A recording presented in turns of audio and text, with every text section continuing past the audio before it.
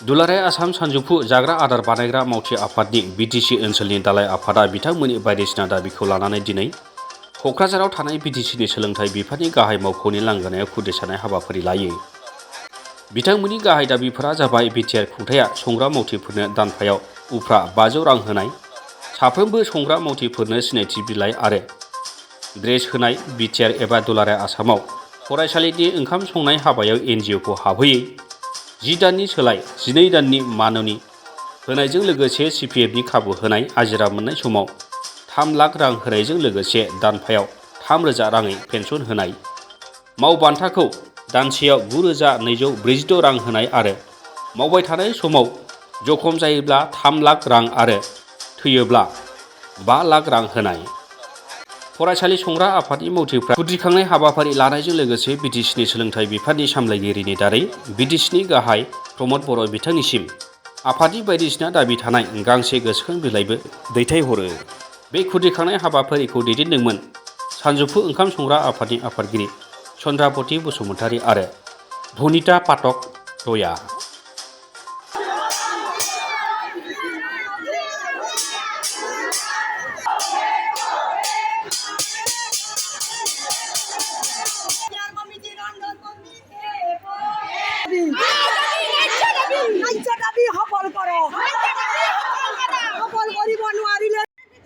BTR অঞ্চলৰ 2070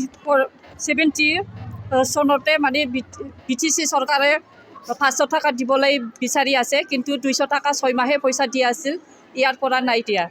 সেইকাৰণে আজি কাৰ্যসূচীটো লোৱা হ'ল।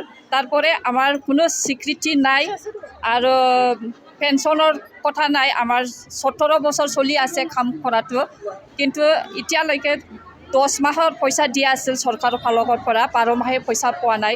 সেইকাৰণে আজি ধৰ্ণা কাৰ্যসূচীটো লোৱা হৈছে। আজি আমি বিটিআৰ কমিটিৰ ওদালগুৰি, বাক্সা, চিৰাং, কোকৰাঝাৰ এই 12,700 ৰন্ধন কৰ্মীয়ে আমি আজি ডিৰেক্টৰ অফিচ ঘেৰাও কৰিবলৈ আমি বাধ্য হৈছোঁ। আমাক এই বিটিআৰ চৰকাৰে 500 টকাকৈ দিম বুলি ৰন্ধন কৰ্মচাৰীসকলক মাত্ৰ 200 টকা দিছে, আৰু সেই 200 টকাটো দিছে মাত্ৰ 6 মাহৰ। এই চৰকাৰখনে আমাক 200 টকা কৈ 6 মাহৰ কি ভাবি দিলে? আমি আন্দোলন সংগ্ৰাম কৰি আহি আছোঁ। আমাক খাম্পা বৰগয়াৰী ছাৰে আমাক 500 টকা কৈ দিম বুলি আমাক কথা দিছিলে এই সাধাৰণ দুখীয়া ঘৰৰ ৰন্ধন কৰ্মচাৰীসকলক। সেই কথাটো 500 টকাটো দিম বুলি কৈ তেখেতে মাত্ৰ 200 টকা দিলে, তাকো 200 টকাটো 1200 টকাহে দিলে।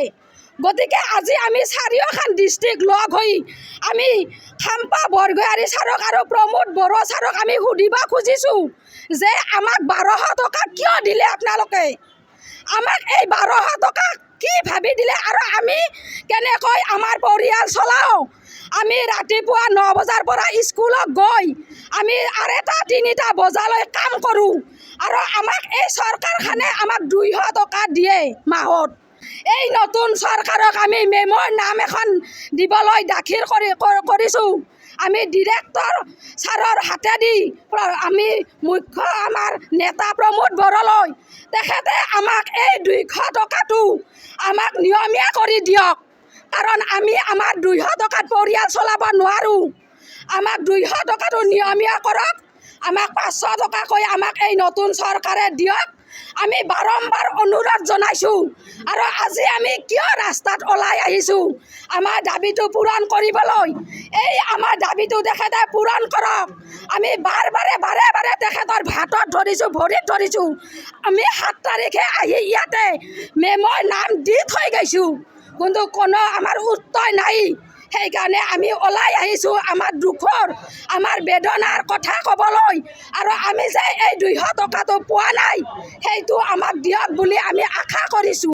ফালৰ পৰা আমি চিৰাং জিলাৰ 4খন জিলা আজি আমি ইয়াত প্ৰৱেশ কৰিব লগা হৈছিল যে আমাৰ 2019 চনত আমাৰ খাম্পা বৰগায়াৰী আমাক 500 টকা দিয়াৰ কাৰণে ইহঁতে প্ৰতিশ্ৰুতি দিছিল। তাৰপিছতো ইহঁতে 20 চনত মাত্ৰ আমাক 12 মাহৰ 1200 টকাহে দিলে।